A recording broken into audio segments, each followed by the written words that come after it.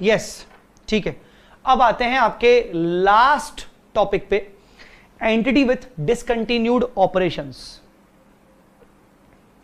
Entity with discontinued operations, ये point important है और इसके ऊपर एक क्वेश्चन है और इसका मेरे को, अब मैंने आपको बोला था कि मेरे चार्ट बुक में मैंने इसका एक चार्ट बना के रखा है थोड़ा सा सिंप्लीफाई करने के लिए। वो चार्ट पे अपन बाद में आएंगे, अपन इसके थ्योरी पे भी बाद में आएंगे। पहले इसके कॉन्सेप्ट पे समझते हैं कि क्या चीजें हैं, कॉन्सेप्ट को समझने की कोशिश करते हैं।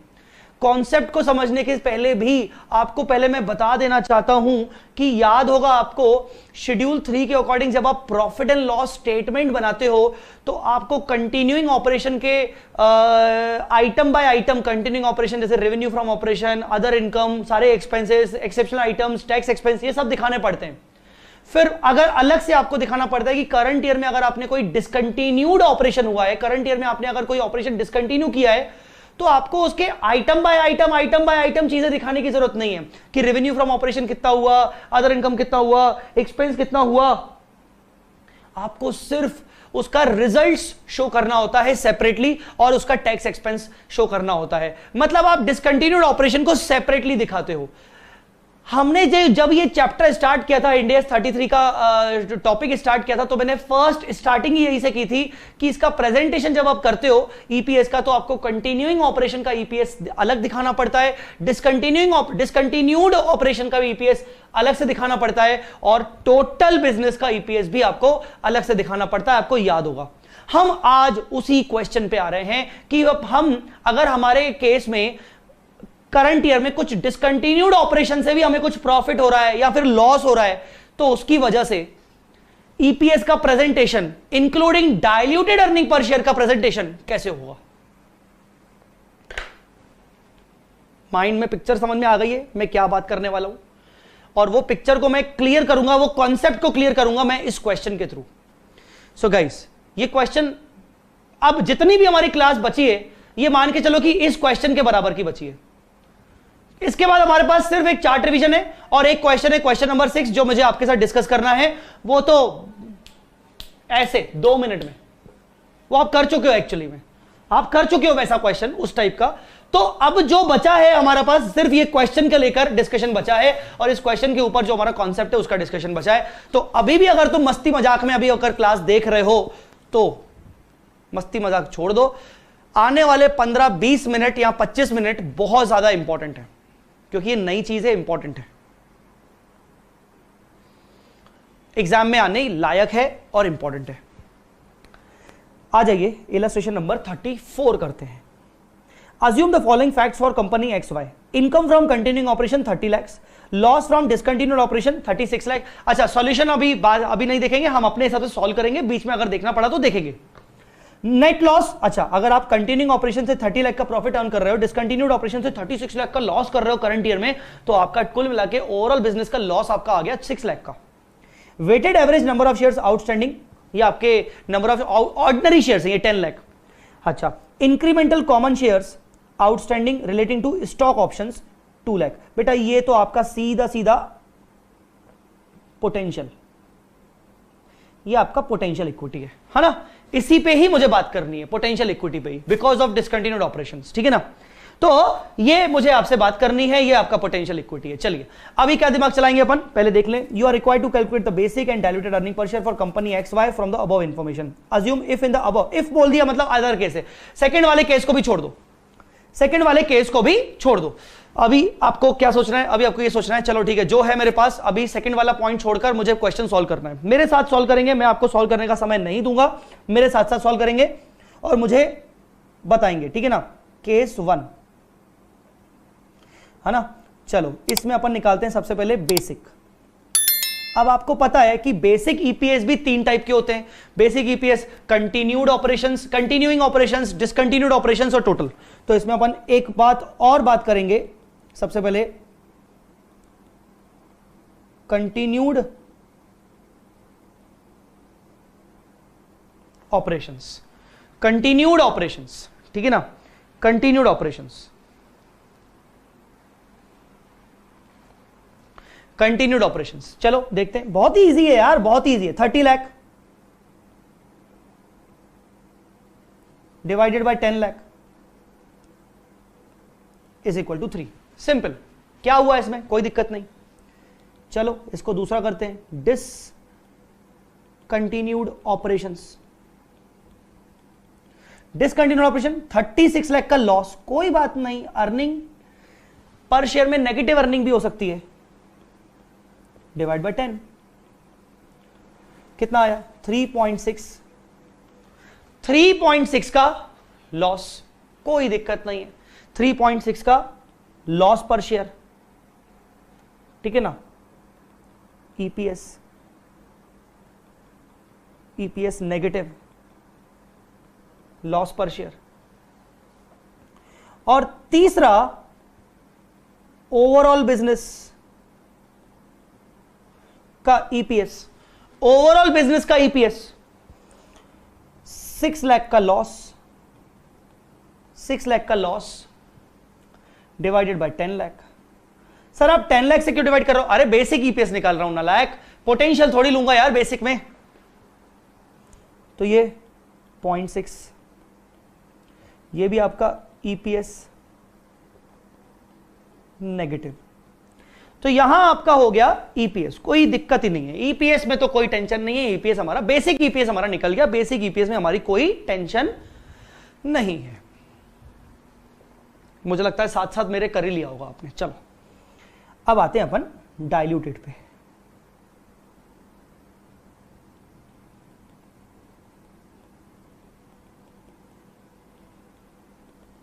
डाइल्यूटेड अर्निंग पर शेयर की बात करते हैं, ठीक है ना। अच्छा, डाइल्यूटेड अर्निंग पर शेयर में भी हम सबसे पहले बात करेंगे कंटिन्यूड ऑपरेशन। तो 30 लाख डिवाइडेड बाय 12 लाख, 12 लाख, ये 10 + 2 20, 30 लाख डिवाइड बाय 12 लाख कितना 2.5। चेक करते हैं क्या सही में डाइल्यूट हुआ। हाँ, ये 3 था, अब ये 2.5 हो गया। भाई डाइल्यूट हुआ है, मतलब ये आपका पोटेंशियल इक्विटी, पोटेंशियल जो है वो डाइल्यूटिव नेचर का है, ठीक है। अच्छा, फिर डिसकंटिन्यूड ऑपरेशन कितना 36 लाख डिवाइडेड बाय 12 लाख,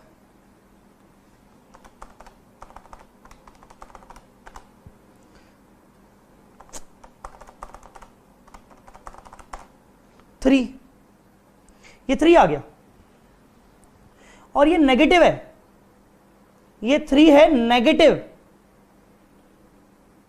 ये 3 है नेगेटिव ईपीएस। मुझे जवाब दीजिए, मुझे जवाब दीजिए, ये डाइल्यूट सच में हुआ कि नहीं हुआ? ऊपर वाले से कंपेयर करके बताइए ये डाइल्यूट हुआ कि एंटी डाइल्यूट हो गया। मुझे जवाब दीजिए, इसको कंपेयर करिए इसके बड़े भाई से, बेसिक से।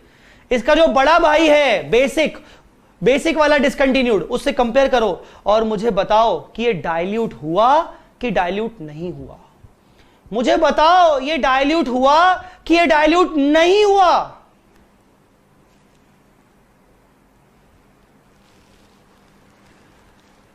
Not dilutive in nature, yes, ये एंटी डाइल्यूट निकला भाई। क्यों?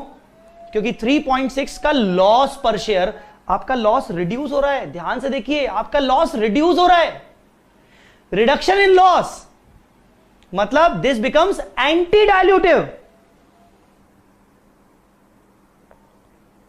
एंटी डाइल्यूटिव, एंटी डाइल्यूटिव हो गया क्योंकि आपका डिसकंटिन्यूड ऑपरेशन में लॉसेस हैं। ठीक है ना, एंटी डाइल्यूट हो गया, डिसकंटिन्यूड ऑपरेशन में लॉसेस हैं, ठीक है। एक बार और एक तीसरा वाला निकाल लेते हैं, फिर डिस्कशन करते हैं। पहले तीसरा वाला निकाल लेते हैं।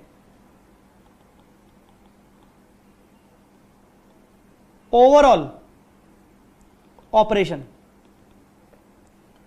6 lakh minus divided by 12 lakh,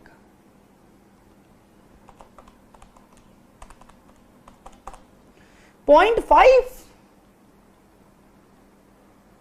five, ये भी आपका नेगेटिव आया है, नेगेटिव डीईपीएस पर, ये भी आपका एंटी डाइल्यूटिव आया है, ये भी आपका एंटी डाइल्यूटिव आया है। वाह बेटे वाह,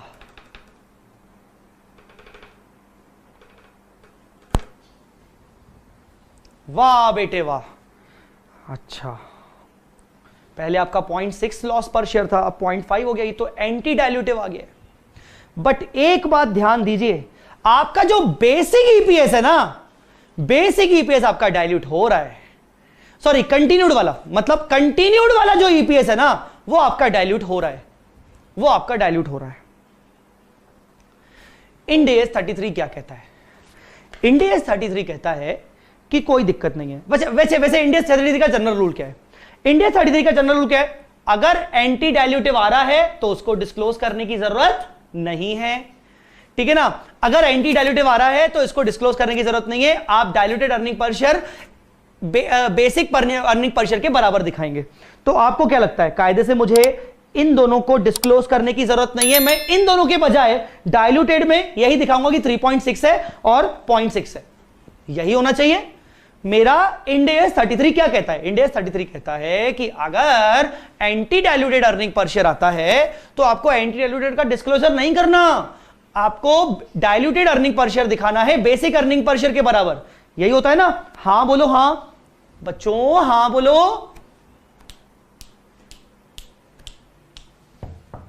हां बोलो, हां नहीं, हां बोलो, हां बोलो बोलो बोलो बोलो बोलो बोलो, कहां गए नलायकों?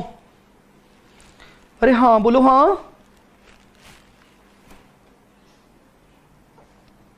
बोलो बोलो बोलो बोलो बोलो बोलो, किधर गए नलायकों? इतने एक्टिंग करके बोल रहा हूं तो भी नहीं समझ में आ रही तुम लोगों को? हैं, जवाब नहीं दोगे?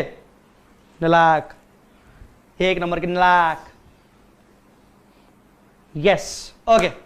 सो general rule is I don't need to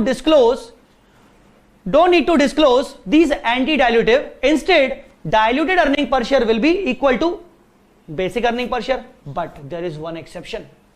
Yes, my dear, there is one exception. Yes, yes. Now see, what is the exception? Exception is कि जो तेरा ऑपरेशन डिसकंटिन्यूड हो रहा है, आगे चल के तो तू उसका कुछ अर्न करने वाला नहीं है। अब तो तेरी पूरी डिसीजन मेकिंग है, ट्राई टू अंडरस्टैंड, जो तेरे शेयर होल्डर्स हैं, जो जिनके लिए तू ईपीएस निकाल रहा है, वो फर्दर डिसीजन मेकिंग किसके ऊपर करेंगे? कंटिन्यूड ऑपरेशन के ऊपर करेंगे। वो फर्दर डिसीजन मेकिंग किसके ऊपर करेंगे? कंटिन्यूड ऑपरेशन के ऊपर करेंगे। तो basically the continued operation is the decision making point, इसीलिए कंटिन्यूड ऑपरेशन को अपन बोलते हैं कंट्रोल नंबर। इंड एस 33 ने कंटिन्यूड ऑपरेशन को कहा गया है कंट्रोल नंबर। क्यों? जो ऑपरेशन तेरा डिसकंटिन्यूड हो गया, उसके बेसिस पे कोई भी शेयर होल्डर डिसीजन आगे के नहीं लेगा। डिसीजन आगे के लेगा कि कंटिन्यूड ऑपरेशन का क्या चल रहा है, कंटिन्यूइंग ऑपरेशन में क्या चल रहा है। So Ind AS 33 uses the term control number. What is the control number in our question? Control number always, not in question. Control number is always a continuing operation.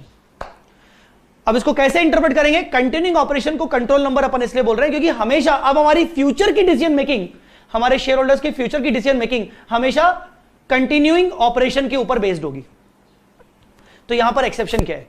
Exception ये है कि अगर आपका कंटिन्यूइंग ऑपरेशन का basic EPS सच में dilute हो रहा है और वही तो आपका कंट्रोल नंबर है, तो फिर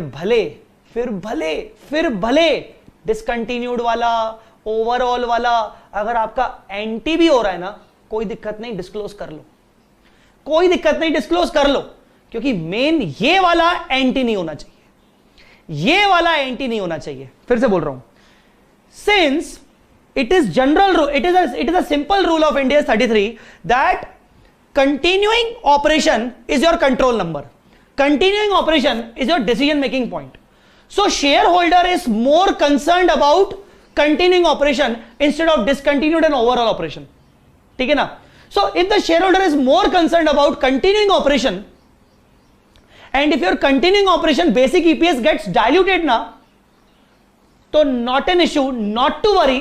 तो फिर भले आपके डिसकंटिन्यूड ऑपरेशन ओवरऑल बिजनेस का बेसिक ईपीएस अगर डाइल्यूट नहीं भी हो रहा है ना, एंटी भी हो रहा है ना, तो भी तुम उसको दिखा सकते हो. You can show it, you can disclose. वैसे भी उसको इनसे मतलब ही नहीं है, वैसे भी मतलब नहीं है, because his decision making is should be based on continuing operation only. So there is a general rule that anti-diluted earning per share no need to disclose. But the exceptional rule is कि since the control number, since the decision making point is continuing operation, and if the basic EPS of continuing operation gets diluted, then even though the discontinued operation EPS is not getting diluted, it is anti-dilutive, overall business EPS is anti-dilutive, you can continue to disclose them. फिर तुम anti dilutive दिखाओ. अरे दिखाओ भाई, दिखाओ.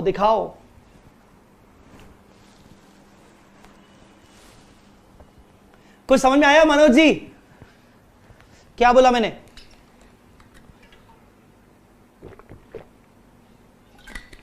अरे Ram,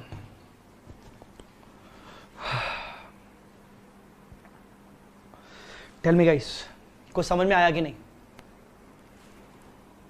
exception की बात कर रहा था. पहले मैंने आपको जनरल रूल समझाया कि anti diluted earning per share को नहीं दिखाना चाहिए. नहीं, ओ माय गॉड, क्या कर रहे हो? कौन सा पाप कर रहे हो? ये मत दिखाओ. बट इसका एक एक्सेप्शन, अगर तुम्हारा बेसिक अर्निंग पर शेयर सचमुच में डाइल्यूट हो रहा है ना, सॉरी, कंटिन्यूइंग ऑपरेशन का बेसिक अर्निंग पर शेयर सच में डाइल्यूट हो रहा है ना, तो फिर डिसकंटिन्यूड का अगर एंटी भी हो रहा है ना, तो दिखाओ यार, तुम दिखा दो, कोई दिक्कत नहीं, फर्क नहीं पड़ना. वैसे भी वो कंट्रोल नंबर नहीं है. वैसे भी डिसकंटिन्यूड दिखाने से कोई फर्क नहीं पड़ता. दिखाओ, कंट्रोल नंबर है ही नहीं. क्या कर लो यार, जो करना है करो. आई बात समझ में? ये पॉइंट समझ में आया कि नहीं? मैं आऊंगा, मैं ना वो जो मैंने आपको जो चार्ट का स्क्रीनशॉट बोला था, बुक में जो हमारे लिखा हुआ है, ये वाला पोर्शन, ये जो पोर्शन लिखा हुआ, मैं सब पे आऊंगा. पहले मेरा पूरा पॉइंट कंप्लीट हो जाए. अब आते हैं अपन केस 2 पे. ये था अपना केस नंबर 1. अब आ जाओ आप केस नंबर 2. इसको अपन बोलेंगे केस 1 और इसको बोलेंगे केस नंबर 2. अब आ जाओ आप केस नंबर 2 पे. केस नंबर 2 पे आ जाओ. ये रहा केस नंबर 2 पे आ जाओ. केस नंबर 2 पे आ जाओ. केस नंबर 2 पे आ जाओ.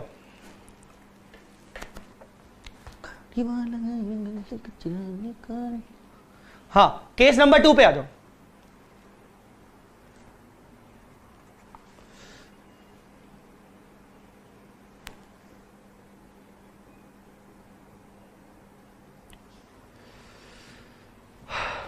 Assume if the above case loss from continued operation is 10 lakh. Loss from continued operation is 10 lakh and income from discontinued operation is 36 lakh. Now उल्टा कर दिया, उल्टा कर दिया. 36 लाख का डिसकंटिन्यूड ऑपरेशन का आपका प्रॉफिट है और कंटिन्यूड ऑपरेशन का आपका लॉस है 10 लाख. क्या रियलिटी में ऐसा होता होगा कि कंटिन्यूइंग तो चलो ठीक है, लॉस हो सकता है, डिसकंटिन्यूड में प्रॉफिट होने के बावजूद भी हम डिसकंटिन्यू कर रहे हैं? हो सकता है. हमने हो सकता है अपने यूनिट को अपने किसी सिस्टर कंसर्न को बेच दिया, हमारे लिए तो वो डिसकंटिन्यूड हो गया. क्यों नहीं हो सकता है? बिल्कुल हो सकता है. Calculate D EPS. अरे तू डी ईपीएस मत बोल, मैं तेरे को बेसिक ईपीएस से निकालवाना शुरू करूंगा. चल आजा.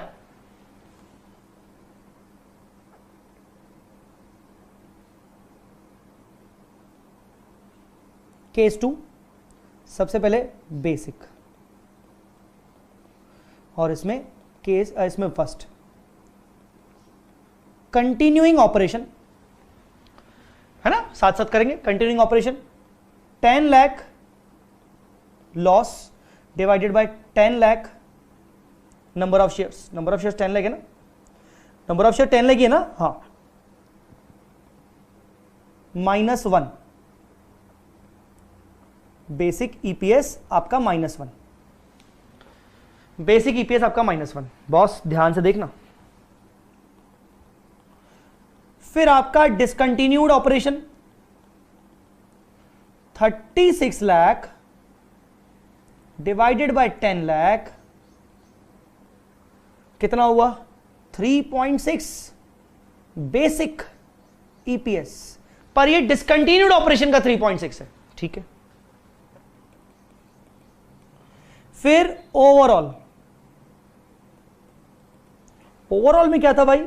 हाँ तो ठीक है ना, 36 माइनस 10 26 लाख, 26 लाख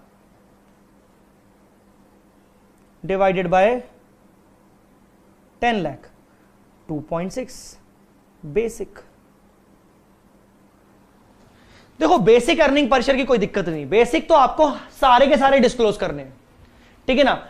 डिस्क्लोज क्या नहीं करना होता है? Anti dilutive. बेसिक में तो आपको सब डिस्क्लोज करना होता है। You have to disclose each and everything in basic EPS. Now next is diluted EPS. Diluted EPS में फर्स्ट कंटिन्यूइंग ऑपरेशन। हां आ जाओ, कंटिन्यूइंग ऑपरेशन आपका प्रॉफिट है -10 लाख और ये आपके पोटेंशियल इक्विटी बन जाएंगे 12 लाख। नाउ ये आपका हो जाएगा 0.833 negative. Diluted earning per share negative.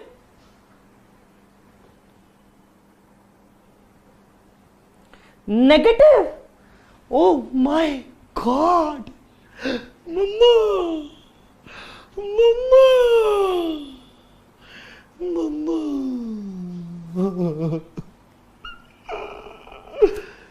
Negative. बताओ एंटी की डाइल्यूटेड, बताओ anti diluted, anti diluted.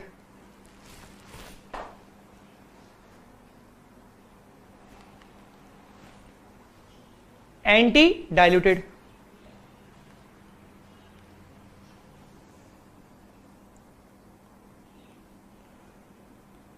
Discontinued operation, discontinued operation 36 lakh divided by 12 lakh. 36 lakh divided by 12 lakh, 12 lakh.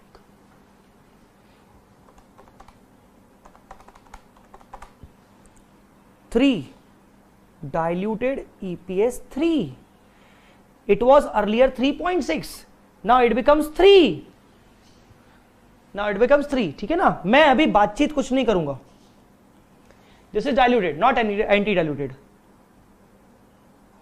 Overall 26 lakh divided by 12 lakh.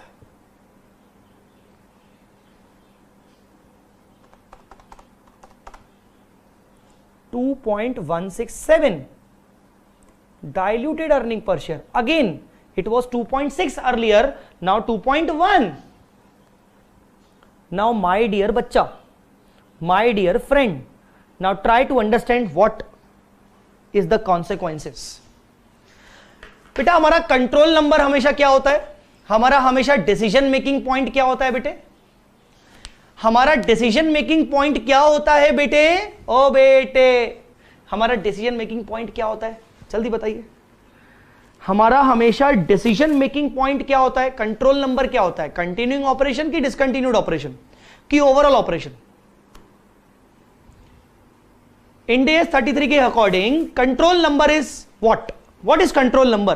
Continuing operation की डिसकंटिन्यूड ऑपरेशन की overall operation? Tell मी।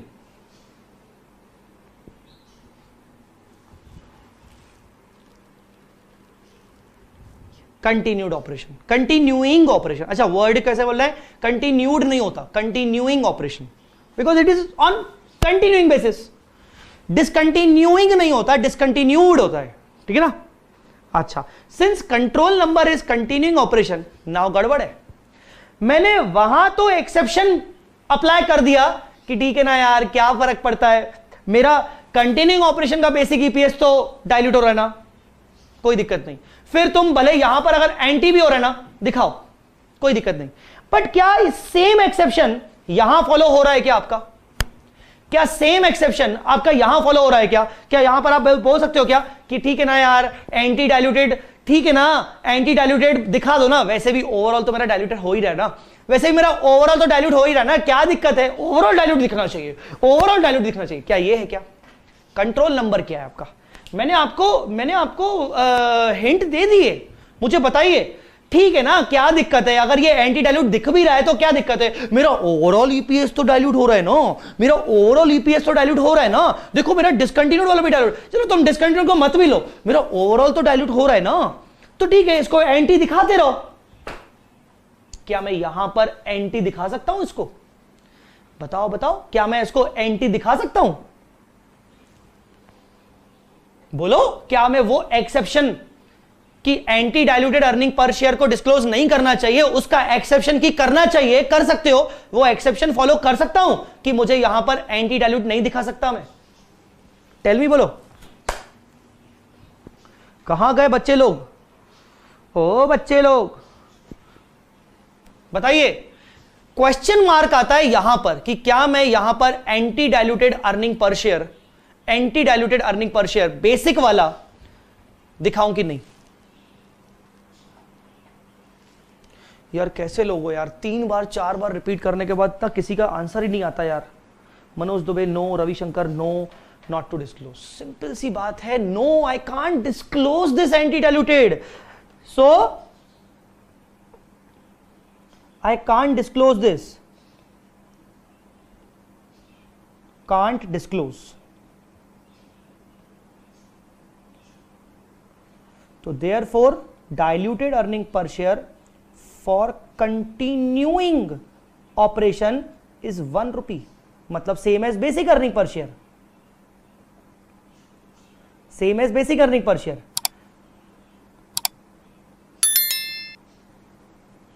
-1, मुझे diluted earning per share -1 ही दिखाना पड़ेगा।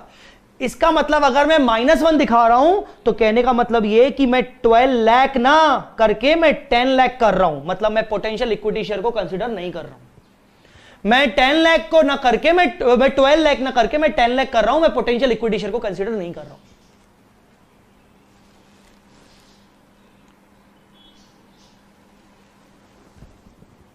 ठीक है ना, मतलब मुझे पोटेंशियल इक्विटी को कंसीडर नहीं करना चाहिए। अगर मैं नहीं करता पोटेंशियल को तो ऑब्वियसली वो 1 ही आता और मुझे 1 ही दिखाना चाहिए। आई बात समझ में कि नहीं? सर व्हाट अबाउट देम, मैं इनको डिस्क्लोज कर सकता हूं कि नहीं? मैं इनको, अब तुम इनको अगर डिस्क्लोज नहीं भी करोगे ना तो अब कोई मतलब नहीं है, क्योंकि इनका कोई पॉइंट ऑफ कंट्रोल है ही नहीं, तो इनको बेहतर होगा कि डिस्क्लोज मत ही करो तो ज्यादा अच्छा है ये, क्योंकि पॉइंट ऑफ कंट्रोल नहीं है। तुम सिर्फ और सिर्फ अब यही बताओगे, अब तुम continued operation, sorry overall operation मत करो डिस्क्लोज। पता है क्यों? उससे दिक्कत होगी, क्योंकि ओवरऑल में बोलेगा सी पॉइंट ऑफ कंट्रोल क्या है? पॉइंट ऑफ कंट्रोल है तेरा कंटिन्यूइंग ऑपरेशन। तो कंटिन्यूइंग ऑपरेशन देख के ना हम उसको डराना चाहते हैं कि देख भाई फ्यूचर में भी तेरा डाइल्यूटेड में 1 ही आएगा माइनस, पर उसको ये देख के खुशी नहीं होनी चाहिए कि चलो ठीक है यहां तो पॉजिटिव है ना, ओवरऑल में तो पॉजिटिव है ना। अरे भाई तू लॉस में है आज और फ्यूचर में तेरा लॉस कंटिन्यू होगा, मुझे तेरा जो लॉस वाला बिजनेस है ना वो तेरा कंटिन्यू होगा। तेरे को ओवरऑल से क्या मतलब है? तू हट हट हट। आई बात समझ में कि नहीं? मत दिखाओ।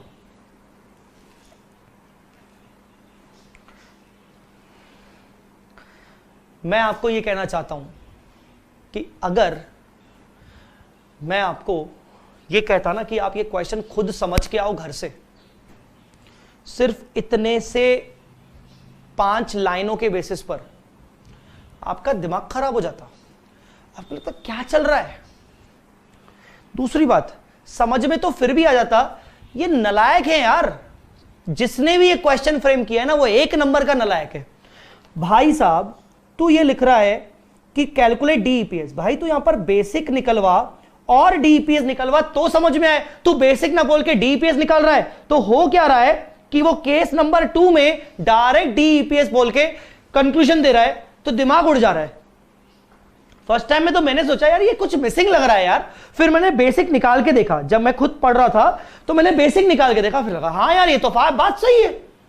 तो क्या है, मैं अगर आपको ये बोलता ना कि ये क्वेश्चन तुम खुद इंटरप्रेट करके आओ, नहीं हो पाता तुमसे।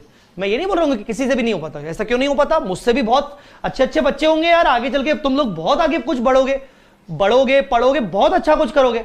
बट द पॉइंट इज कि इंटरप्रिटेशन हो सकता है मैक्सिमम लोग नहीं कर पाते। उसका एक रीजन ये है कि नलायकों ने सेकंड वाले केस में बेसिक निकाला ही नहीं है। तो आप कंपेयर किससे करोगे, बेसिक निकाला ही नहीं है, ठीक है, और ढंग से ना लिखा नहीं है, लिख दिया ठीक ठाक लिख दिया, पढ़ो।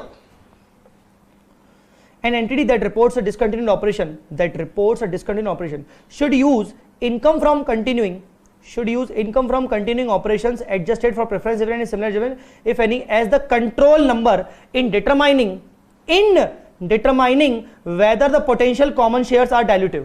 मतलब आपको कंटिन्यूइंग ऑपरेशन को हमेशा कंट्रोल नंबर रखना है और फिर डिसाइड करना है कि मुझे पोटेंशियल इक्विटी शेयर्स को लेना चाहिए कि नहीं लेना चाहिए। यहां पर केस वन में 3 से 2.5 हो गया तो हां मैं पोटेंशियल इक्विटी शेयर सब में लूंगा। यहां पर -1 से 0.833 हो गया, नहीं मैं पोटेंशियल इक्विटी शेयर नहीं लूंगा, ये मेरे डाइल्यूटिव नहीं है पोटेंशियल, तो मैं नहीं लूंगा। अब मुझे इनमें कुछ करने की जरूरत नहीं, मैं इनके बराबर ही दिखाऊंगा। आई बात समझ में, ये बोलना चाह रहा है।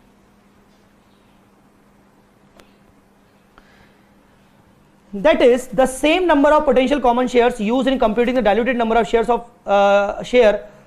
per share. Amount of income from continuing should be used in computing all other reported diluted per share amount, even if the effect will be anti-dilutive compared to their respective. Even मतलब ये बोल रहा है कि अगर आपका वो potential है और अगर आपका कंटिन्यूइंग ऑपरेशन में बेसिक डाइल्यूट हो रहा है तो फिर अब भले आपका बाकी के डिसकंटिन्यूड, बाकी के ओवरऑल अगर एंटी भी हो रहे हैं तो भी दिखाते रहो, कोई दिक्कत नहीं है। बट अगर आपका main continuing business anti dilute में जा रहा है पोटेंशियल के चक्कर में, भैया पोटेंशियल आपका फिर आपका एंटी डाइल्यूटिव है, फिर आपका डाइल्यूटिव है ही नहीं, फिर आप diluted basic earning per share के बराबर ही दिखाओगे और जो बाकी के आपके ओवरऑल और डिसकंटिन्यूड ऑपरेशन है उनके डाइल्यूटेड दिखाने की भी जरूरत नहीं है। मतलब आपको सीधी बात है, इसका मतलब ये कि इधर आपको कहीं पे भी पोटेंशियल लेने की जरूरत नहीं है, फिर आप 10 लाख ही लोगे, फिर आप 10 लाख, फिर आपको कहीं भी पोटेंशियल इक्विटी शेयर लेने की जरूरत नहीं है। सिंपल। अगर आपका कंटिन्यूइंग ऑपरेशन वाला बेसिक ईपीएस डाइल्यूट नहीं हो रहा है ना, फिर आपको पोटेंशियल इक्विटी शेयर कहीं पे लेने की जरूरत नहीं है। This is the final conclusion by Jay Chawla. क्या बोला सर आपने लास्ट में, कंक्लूजन बता दीजिए। अगर आपका कंटिन्यूइंग ऑपरेशन का बेसिक ईपीएस डाइल्यूट नहीं हो रहा है ना, एंटी डाइल्यूट हो रहा है ना, ऐसे केस में डाइल्यूटेड अर्निंग पर शेयर की वर्किंग में पोटेंशियल इक्विटी लेने की जरूरत नहीं है किसी में भी, चाहे वो कंटिन्यूइंग हो, चाहे डिसकंटिन्यूड हो, चाहे ओवरऑल हो, कहीं पे भी आपको पोटेंशियल इक्विटी शेयर लेने की जरूरत नहीं है। फिर आपके सारे के सारे diluted earning per share will be equal to basic earning per share हो जाएंगे। Simply that was the conclusion from my side. मेरे को ऐसा लगा कि ये चीज को थोड़ा सा आराम से बताऊंगा, अच्छे से बताऊंगा। चुप करो, समझ आया कि नहीं?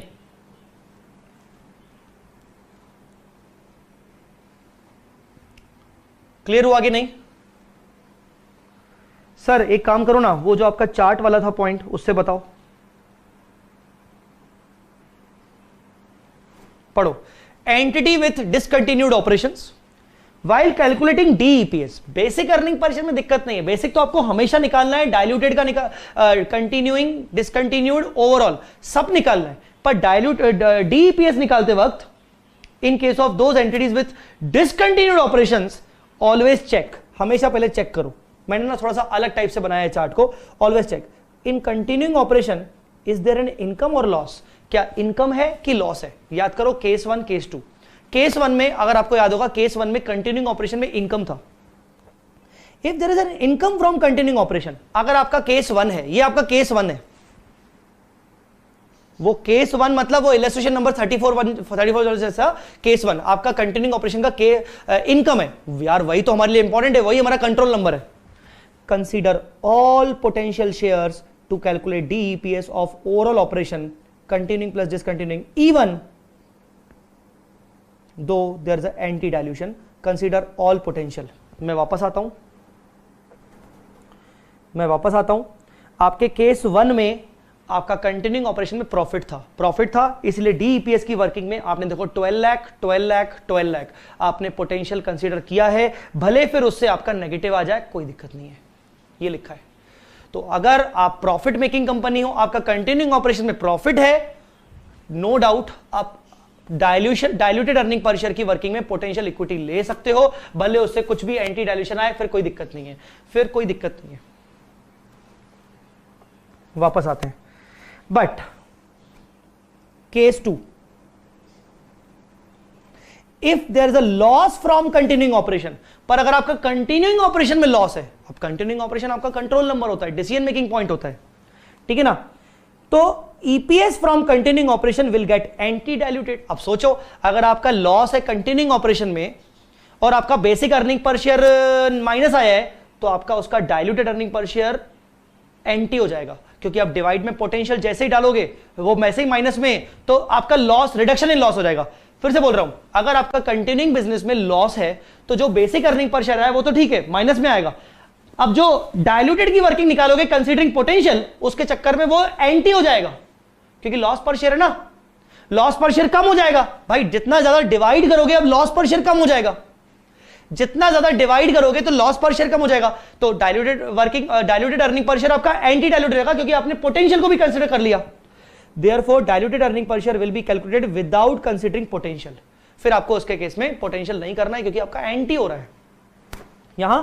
This is because the EPS of continuing operation gets diluted and income from continuing operation is control number, that is point of decision. तो यहां पर आपको एंटी ले सकते हो, क्योंकि वैसे भी ना तुम्हारा पॉइंट ऑफ डिसीजन क्या है, कंटिन्यूइंग ऑपरेशन, तो और कंटिन्यूइंग ऑपरेशन तो तुम्हारा डाइल्यूट हो ही रहा है, दिक्कत ही क्या है। पर अगर लॉस है कंटिन्यूइंग ऑपरेशन में, तो देखना पक्की बात है, तुम जब डीईपीएस की वर्किंग करोगे तो वो लॉस पर शेयर रिड्यूस हो जाएगा, मतलब वो एंटी डाइल्यूटेड रहेगा। और यहीं पर बात हमें नहीं समझ में आएगी, तो ऐसे केस में पोटेंशियल इक्विटी शेयर कंसीडर करने की जरूरत नहीं है। ऐसे केस में your DEPS must be equal to basic EPS. मुझे लगता है मैंने शायद तुम लोगों को जो बताया है अलग अलग तरीके से बता के मैंने तुम्हें सारी चीजें अपनी तरफ से बता दी। मैं शो करता हूं, मनोज रुक जाओ। DEPS will always be equal to basic EPS if there is a loss in continuing operation. Yes, this is the final conclusion कि in case of loss from continuing operation, your DEPS will always be equal to basic EPS. तो मैं इधर लिखूं conclusion. चलो रविशंकर तुम्हारा conclusion लिख देते हैं। In case of loss from continuing operation,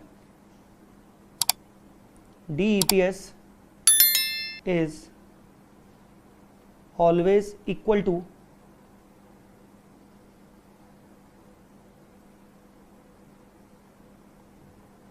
basic EPS।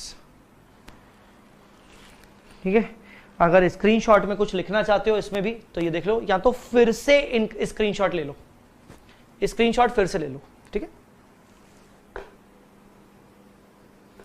Screenshot फिर से ले लो। समझ में आया? 3, 2, 1 गो।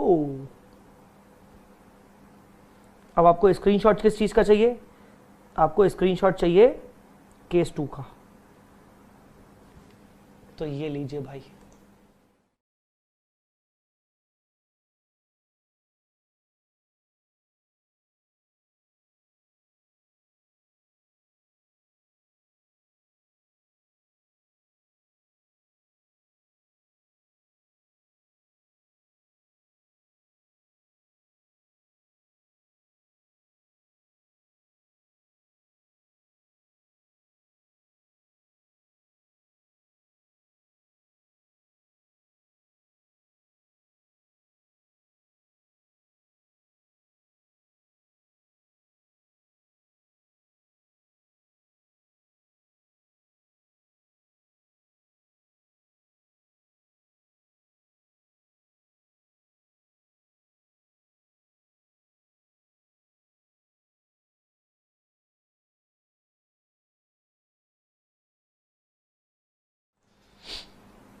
काजल सर इंक्रीमेंटल अर्निंग वाले केस में तो चेंज हो सकता है ना? आप निकाल के देख लेना, मैंने आपको फाइनल कंक्लूजन बताया, मैंने आपको पूरा क्रियाक्रम बता दिया। अगर इंक्रीमेंटल वाले केस में ये एंटी नहीं हो रहा है तो ठीक है, फॉलो करो आप। फिर कोई कंट्रोल नंबर के बेसिस पे अगर वो एंटी नहीं हो रहा है, वो नॉर्मल डाइल्यूट हो रहा है, तो आप पोटेंशियल कंसीडर कर सकते हो। तो इलस्ट्रेशन नंबर 34, एग्जाम, ठीक है। So this was a newly added point जो आपको समझना पड़ेगा। नाउ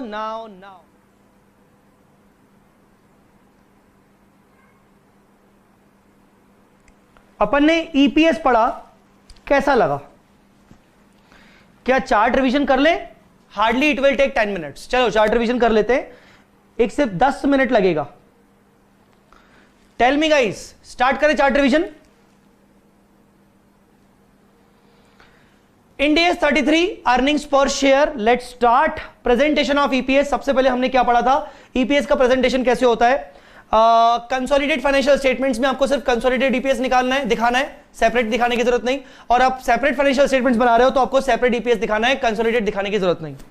जब आप प्रेजेंटेशन करोगे, चाहे कंसोलिडेशन में चाहे सेपरेट में, आपको कंटिन्यूइंग ऑपरेशन का सेपरेट, डिसकंटिन्यूड का सेपरेट और टोटल बिजनेस का सेपरेट ईपीएस दिखाना है। ईपीएस मतलब बेसिक और डाइल्यूटेड दोनों, ठीक है। अच्छा, formula of calculation of EPS for CFS. अच्छा, जब आप कंसोलिडेटेड फाइनेंशियल स्टेटमेंट्स में ईपीएस निकालोगे तो आपका न्यूमरेटर क्या होना चाहिए? Net profit loss attributable to owner of parent company. Owner of parent company, profit and loss from, वो कैसे आएगा? Profit and loss from SFS of parent plus parent का शेयर सब्सिडरी के नेट प्रॉफिट में। तो attributable to the equity share holder of parent या owner of parent divide by weighted average number of equity shares of parent, ठीक है। अच्छा, numerator की बात कर लेते हैं। जब हम न्यूमरेटर निकालना सीखा था हमने, न्यूमरेटर मतलब वही net profit loss attributable to the equity share holders of parent या नॉर्मली इक्विटी शेयर होल्डर्स। तो न्यूमरेटर में आपको क्या क्या बात याद रखनी है? प्रेफरेंस डिविडेंड होगा, इफ क्यूमुलेटिव हमेशा माइनस करना है, इफ नॉन क्यूमुलेटिव अगर डिक्लेयर होगा तो ही माइनस करना है। पिछले साल का डिविडेंड करंट ईयर में पे किया, उसको इग्नोर करना है। If preferential capital is classified as financial liability, then dividend recognition as finance cost shall be deducted. बिल्कुल, अगर आपने किसी कंपाउंड इंस्ट्रूमेंट या प्रेफरेंस शेयर्स को अगर फाइनेंशियल लायबिलिटी बुक किया है तो उसका आपने डिविडेंड बुक किया होगा एज अ फाइनेंस कॉस्ट की तरह इफेक्टिव रेट ऑफ इंटरेस्ट पे, तो आपको ईपीएस निकालने के लिए वो माइनस करना है फाइनेंस कॉस्ट वाला। अगर आपने सेटलमेंट प्रीमियम पे किया है रिडम्पशन पर, अर्ली रिडम्पशन पर, तो वो सेटलमेंट प्रीमियम को भी आपको माइनस करना पड़ेगा। अगर आपने वो सेटलमेंट प्रीमियम सिक्योरिटी प्रीमियम से माइनस कर चुके हो तो आपको अर्निंग से माइनस करना पड़ेगा, ठीक है। अच्छा, डिनोमिनेटर की बात करते हैं। डिनोमिनेटर में सबसे पहले पार्टली पेड इक्विटी शेयर्स की बात कर लेते हैं। पार्टली पेड इक्विटी शेयर्स अगर ये डिविडेंड के लिए इंटाइटल है तो इक्विवेलेंट, बेसिकली जो भी इनका इक्विवेलेंट नंबर्स होगा वो हम बेसिक अर्निंग पर शेयर की वर्किंग में शामिल करेंगे on equivalent number basis, on equivalent number basis. पर अगर ये इंटाइटल नहीं है, अगर ये डिविडेंड के लिए इंटाइटल नहीं है till they become fully paid, तो क्या करेंगे? Consider in DEPS calculation as a potential equity share, क्योंकि आगे चल के ये इंटाइटल हो जाएंगे। ओ माय गॉड, आगे चल के इंटाइटल, तो ये कंसीडर करेंगे अपन को पोटेंशियल में, ठीक है। Denominator, equity share having different face values और डिफरेंट पेड अप वैल्यूज। अगर डिफरेंट फेस वैल्यूज है और पेड अप वैल्यूज है तो मैंने आपको बताया था कि आप वेटेड एवरेज नंबर्स के बजाय आप weighted average total share capital करो और उसमें आप अर्निंग पर रुपी निकालो और अर्निंग पर रुपी को वापस से पेड अप से इंटू करो तो ज्यादा सही रहेगा, ठीक है ना। अर्निंग पर रुपी, ठीक है। अच्छा, उसके बाद आगे bonus shares, share split, share consolidation के केस में आपका वेटेड एवरेज रहेगा सिंस बिगिनिंग, ठीक है ना, सिंस बिगिनिंग। पर इसमें मैंने एक एडिशनल बात आपको यह बताई थी कि अगर आपने करंट ईयर में कोई नया पब्लिक इशू किया है और उसके बाद बोनस दिया है तो जो बोनस उस पब्लिक के ऊपर रहेगा वो डेट ऑफ पब्लिक इशू से उस बोनस का टाइम वेट होगा, ठीक है। For calculation of weighted average date shall be considered from the beginning of earliest period. बिल्कुल, पिछले साल भी आप उस बोनस को कंसीडर करोगे, बट अगर आपने करंट ईयर में कोई पब्लिक इशू किया है, पब्लिक इशू करंट ईयर में कहीं पर किया है मिड ऑफ द ईयर में और उसके बाद बोनस दिया है तो bonus on that public portion also, उस बोनस का जो टाइम वेट लिया जाएगा from the date of public issue लिया जाएगा, ठीक है। और प्रीवियस ईयर के भी रीस्टेट करने पड़ेंगे। चलिए, उसके बाद equity share issued under business combination. Business combination के केस में आपका टाइम वेट लगेगा from the date of acquisition of business, date of acquisition of control, ठीक है। Reason since earnings are combined from the date of acquisition, क्योंकि आप जो numerator में अर्निंग भी कंबाइन करोगे सब्सिडरी की, वो भी डेट ऑफ एक्विजिशन से ही करोगे, एन से विल से हटाना पड़ेगा, कंपल्सरी कन्वर्टेबल सिक्योरिटी, भाई साहब compulsory convertible security to be considered while calculating basic earning per share from the date of issue of such securities. आपने जब सिक्योरिटी इशू की थी उस डेट से लेकर आप वेटेड एवरेज लोगे और बेसिक अर्निंग पर शेयर की वर्किंग में शामिल करोगे। बट ये भले कंपल्सरी कन्वर्टेबल है, इनका जो आपने डिविडेंड या इंटरेस्ट पे किया होगा वो आप अर्निंग में से माइनस जरूर करोगे, नेट प्रॉफिट निकालते वक्त माइनस करोगे। ऑलवेज अज्यूम, अच्छा ऑलवेज अज्यूम करके चलना कि कंपल्सरी नहीं है, ऑप्शनल है अगर क्वेश्चन में कुछ नहीं दिया हुआ तो, ठीक है। Next, EPS in case of right issue. Right issue के केस में मैंने आपको बताया था कि ईपीएस कैसे निकालते हैं, मैंने आपको दो अल्टरनेट बताए थे, यहां मैंने सिर्फ एक आईसीआई वाला जो आईसीआई फॉलो करता है मैंने उसकी बात की है। सबसे पहले आपको एक्स राइट प्राइस निकालना है, एक्स राइट प्राइस, क्योंकि आपको क्वेश्चन में फेयर वैल्यू या कम राइट प्राइस दिया होगा तो एक्स राइट प्राइस निकालना है। एक्स राइट प्राइस निकलता है कि भाई राइट इशू से पहले हमारे पास कितने शेयर्स थे into cum right price plus right issue proceeds कितना आया divided by total number of shares after right issue. Ex right price निकालने के बाद आप करोगे cum right divide by ex right, मतलब एडजस्टमेंट फैक्टर निकालोगे और ये एडजस्टमेंट फैक्टर को आप मल्टीप्लाई करोगे जब आप वेटेड एवरेज करोगे ईपीएस निकालते वक्त, तो आप मल्टीप्लाई करोगे बिफोर राइट इशू में जितने भी नंबर ऑफ शेयर्स आउटस्टैंडिंग थे उनके साथ, और नॉर्मली आप क्यूमुलेटिव टाइम वेट लगा लोगे। क्यूमुलेटिव टाइम वेट लगाने के बाद आपका ईपीएस आ जाएगा। आपको पिछले साल का भी ईपीएस निकालना पड़ेगा, रीस्टेट ईपीएस निकालना पड़ेगा उसी एडजस्टमेंट फैक्टर के बेसिस पर, ठीक है। हालांकि क्लास में हमने पढ़ा था लॉजिक इसका कि एक और मैंने आपको एक फर्स्ट ऑल्टरनेटिव करवाया था जिसमें मैंने आपको बताया था कि भाई पेड पोर्शन अलग निकालते हैं और बोनस पोर्शन अलग निकालते हैं, बिल्कुल लॉजिकल तरीके से बताया था। अच्छा, अब आते हैं अपन डाइल्यूटेड अर्निंग पर शेयर की वर्किंग में। सबसे पहले when to calculate diluted earning per share, obviously जब कंपनी के पास, जब एंटिटी के पास पोटेंशियल इक्विटी शेयर्स हैं। पोटेंशियल इक्विटी शेयर्स के कौन कौन से ऑप्शंस हैं? Convertible preference shares, convertible debentures, share warrants, options, outstanding partly paid equity shares if they are not entitled for dividend, ठीक है, और contingently issuable shares. कंटिजेंटली issuable shares अगर कंडीशन फुलफिल हो चुकी है बट अभी कंप्लायंस डेट फ्यूचर की है, ठीक है ना। अच्छा, if condition fulfilled before compliance date, यही किया था। आगे, how to calculate DEPS. DEPS कैसे निकालना पड़ता है? आपको सबसे पहले आइडेंटिफाई करना पड़ता है कि आपके पास कौन कौन से पोटेंशियल इक्विटी शेयर्स है। उसके बाद आइडेंटिफिकेशन के बेसिस पे आप हर पोटेंशियल इक्विटी शेयर का इंक्रीमेंटल ईपीएस निकालते हैं, उनका आप रैंकिंग दोगे, जो सबसे छोटा होगा उसको फर्स्ट रैंकिंग, इस तरीके से, और आप रैंक वाइज उसका dilution effect basic earning per share में करते जाओगे। आप जैसे जैसे वो रैंक वाइज आपका बेसिक ईपीएस डाइल्यूट होता जा रहा है, आप चलते जाओ। जैसे ही वो एंटी डाइल्यूट हो गया वही रुक जाओ, अब आगे बढ़ने की जरूरत नहीं है, सिर्फ डाइल्यूटिव वालों को ही कंसिडर करना है। If EPS declines from the preceding calculation, then it is called DEPS. If EPS declines from the preceding, increase from the preceding calculation, then it is anti-dilutive. ठीक है। DEPS अंडर कॉल ऑप्शन, आज ही की class में हमने पढ़ा था, call option issued अगर DEPS आपने किया है तो ऐसे केस में अगर इन द मनी है तो वो डेफिनेटली डाइल्यूटिव होगा, और अगर आउट ऑफ द मनी है तो वो डाइल्यूटिव नहीं होगा। इन द मनी है तो डाइल्यूटिव कितना पार्ट होगा? टोटल ऑप्शन नहीं, टोटल ऑप्शन में से उतने शेयर्स जिनके लिए हम एक्चुअली फंड रेज कर रहे हैं जेन्युइनली, वो माइनस करके जो रिमेनिंग बचेगा, ठीक है, वही वाली वर्किंग है। कंटिजेंटली इशुएबल शेयर्स क्या होते हैं? इशूड फॉर लिटिल और नो कैश और other cash consideration on the satisfaction of और स्पेसिफाइड कंडीशंस। कुछ कंडीशन फुलफिल होने के बाद आप उसको फ्री में इशू करते हो, तो ये डाइल्यूटिव का पार्ट बन सकते हैं क्या? हाँ, बन सकते हैं, पर इसमें क्या याद रखना है? आपको वेटेड एवरेज की वर्किंग में कब से लेना है? जब से कंडीशन फुलफिल हुई है। अब आपको ये चेक करना है, कंडीशन फुलफिल भी हो गई और कंप्लायंस डेट भी आज की हो गई, तो आप बेसिक में ही डाल दो। कंडीशन फुलफिल नहीं हुई है, कंप्लायंस डेट फ्यूचर की है, तो आप इसको पोटेंशियल मानते हुए डाइल्यूटेड अर्निंग पर शेयर में डालोगे, ठीक है। तो आपको बैलेंस शीट डेट पर क्या चेक करना है? कंडीशन फुलफिल हुई है कि नहीं। अच्छा, ESOP, types of ESOP based on service condition only. अगर सर्विस कंडीशन है तो आपको ये डीईपीएस की कैलकुलेशन में कंसीडर करना पड़ेगा। अगर ईसॉप आपका परफॉर्मेंस बेस्ड कंडीशन पर है, ठीक है ना। क्या नेटवर्क चला गया क्या? नहीं, नेटवर्क तो नहीं गया सर, नहीं नेटवर्क नहीं गया, सब ठीक है। ओके, अगर आपका ईपीएस परफॉर्मेंस कंडीशन के ऊपर बेस्ड है तो आप उसको कंटिजेंटली इशुएबल शेयर कैटेगरी में मानोगे, और जब तक वो परफॉर्मेंस कंडीशन फुलफिल नहीं हो रही तब तक आप उसको डीईपीएस के में भी नहीं मानोगे, पोटेंशियल नहीं मानोगे, ठीक है। अच्छा, how to calculate potential equity shares. आप पोटेंशियल इक्विटी शेयर्स कैसे कैलकुलेट करोगे? सिंपल है, total options minus ESOP under ESOP issued against fair consideration, वही कॉल इन द मनी वाला, same as in the money वाला, इन द मनी के हिसाब से। चलो ये भी हो गया। और last but not the least, entity with discontinued operation. आपको इसमें क्या याद रखना है? अगर आपका कंटिन्यूइंग ऑपरेशन और डिसकंटिन्यूड ऑपरेशन दोनों है, अगर आपका कंटिन्यूइंग ऑपरेशन और डिसकंटिन्यूड ऑपरेशन दोनों है, याद रखेंगे हमेशा हमारा continuing operation is the control number. ठीक है ना। तो अगर हमारा कंटिन्यूइंग ऑपरेशन प्रॉफिट मेकिंग है तो आप पोटेंशियल इक्विटी शेयर्स को कंसीडर करो, कोई दिक्कत नहीं है डायल्यूटेड की वर्किंग में।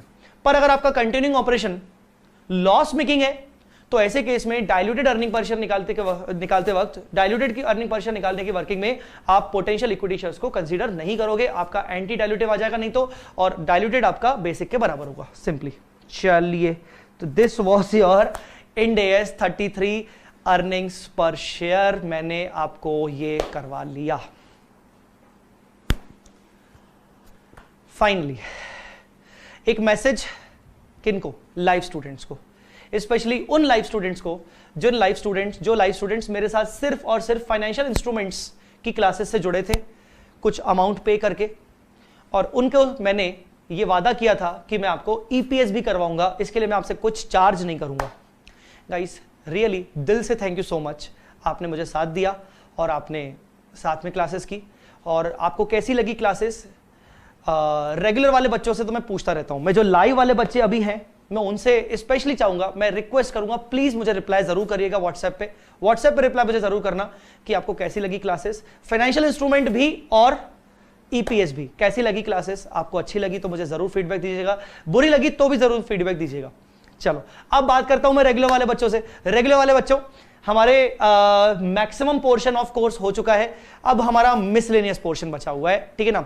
जो मिसलेनियस पोर्शन बचा हुआ है वो उसमें मिसलेनियस पोर्शन को भी मैं बहुत ही जल्द कवर कर लूंगा अभी, ठीक है ना। हमारा जो नेक्स्ट टॉपिक होगा वो होगा इंड AS 108 ऑपरेटिंग सेगमेंट्स, ठीक है। और ऑपरेटिंग सेगमेंट्स कंप्लीट होने के बाद आपके इंक्रिप्टेड लेक्चर्स खत्म हो जाएंगे। Yes, there is a good news for other students also, जो मैं आपको बता देता हूं, आप अपने फ्रेंड्स को बता सकते हो। ऑपरेटिंग सेगमेंट्स का टॉपिक खत्म होने के बाद मैं इंक्रिप्टेड लेक्चर्स को खत्म कर दूंगा। उसके बाद के जितने भी टॉपिक्स होंगे वो सब मिसलेनियस कैटेगरीज के होते हैं, और मैं सारे मिसलेनियस कैटेगरीज के टॉपिक को इंक्रिप्शन में नहीं रखूंगा, मैं उनको ओपन लेक्चर्स के फॉर्म में रखूंगा और मैं यूट्यूब पे भी डाल दूंगा, ठीक है। जैसे इंड AS 7 हुआ, 8 हुआ, 10 हुआ, 101 हुआ, फर्स्ट टाइम एडॉप्शन हुआ, जैसे फेयर वैल्यू मेजरमेंट हुआ, इंड AS 24 हुआ, एनालिसिस ऑफ फाइनेंशियल स्टेटमेंट्स हुआ, ये सब जितने भी छुटपुट टॉपिक्स हैं सब एक एक क्लास वाले हैं और मैं सबको यूट्यूब पे डाल दूंगा, राइट। इसका करने का रीजन ये है कि ये मिसलेनियस टॉपिक्स है, मैं इनको इंक्रिप्शन में इसलिए नहीं रखना चाहता हूं क्योंकि बच्चे के पास ये जो मिसलेनियस टॉपिक्स होते हैं, ये मिसलेनियस टॉपिक्स एग्जाम में आपको बहुत हेल्प करते हैं। अगर आप इनके ऊपर ये सोचते हो कि यार मैं टाइम वेस्ट ना करके मैं डायरेक्ट एक वीडियो देख लूं किसी फैकल्टी का एग्जाम टाइम में, आधे एक घंटे में मेरा अगर स्पीड में हो जाता है, स्पीड लगा के, तो ज्यादा अच्छा है। तो मैं इन लेक्चर्स को ओपन फॉर्मेट में रखूंगा सबके लिए, ठीक है, ठीक है। क्योंकि ये सारे के सारे जो इंड AS होते हैं, जो लास्ट वाले कैटेगरी के मिसलेनियस वाले, ये सब C कैटेगरी के इंड AS होते हैं। और C कैटेगरी के इंड AS बच्चे ना या तो छोड़ के जाते हैं, या तो ध्यान से नहीं देख के जाते, या तो ये बोल के जाते हैं कि यार टाइम नहीं मिला तो प्रॉपर नहीं देखा। तो मेरा ये पर्सनली मानना है कि अगर मैं इसको यूट्यूब पे डाल दूंगा तो रेगुलर वाले के लिए भी ये रहेगा कि यार चलो यार इंक्रिप्शन नहीं है तो हम कभी भी देख सकते हैं। पहली बात, मतलब उनको अपना कोर्स तो कंप्लीट करना ही करना है, पर एग्जाम टाइम में उन पर्टिकुलर इंड AS के ऊपर बच्चा ज्यादा टाइम देता नहीं है। तो अगर उसको YouTube पे ओपन फॉर्म में होंगे तो बोलेगा चलो यार फिर से देख लेता हूं, ये तो मेरे को आता है, अब तो जय सर का मैं पढ़ चुका हूं तो मुझे आता ही है, तो ये रहेगा। सो ये वाली चीजें हैं, इस तरीके से रहेगा। तो हमारा सिर्फ जो इंक्रिप्शन फॉर्म में जो लेक्चर रखा हुआ है वो है सिर्फ और सिर्फ इसके बाद वाला lecture, that will be Ind AS 108 operating segment. इसके बाद हमारे इंक्रिप्टेड लेक्चर्स खत्म हो जाएंगे। अगर आप में से रेगुलर वाले बच्चों ने, अगर किसी ने पेन ड्राइव ऑर्डर किया हुआ है तो हमारा जो लास्ट पेन ड्राइव बचा हुआ है वो इस इंक्रिप्टेड लेक्चर तक होके आपको इन पेन ड्राइव हमारा डिस्पैच हो जाएगा। और जो ओपन लेक्चर्स रहेंगे, ओपन लेक्चर्स आपको डायरेक्टली यूट्यूब से करना पड़ेगा, उसके लिए हम आपको पेन ड्राइव नहीं देंगे क्योंकि वो ऑलवेज यूट्यूब पे अवेलेबल रहेंगे, आप नॉर्मल मोबाइल से भी चला सकते हो, ठीक है। हाँ, उनकी ऑनलाइन डाउनलोड ऑप्शन जो हमारा रहता है उसमें लिंक जरूर मिलेगी आपको, डोंट वरी। उसके लिए आपको मैं ये नहीं बोलूंगा कि जाके ढूंढ लो अपने आप, वो भी उसकी लिंक मैं आपको प्रोवाइड करूंगा।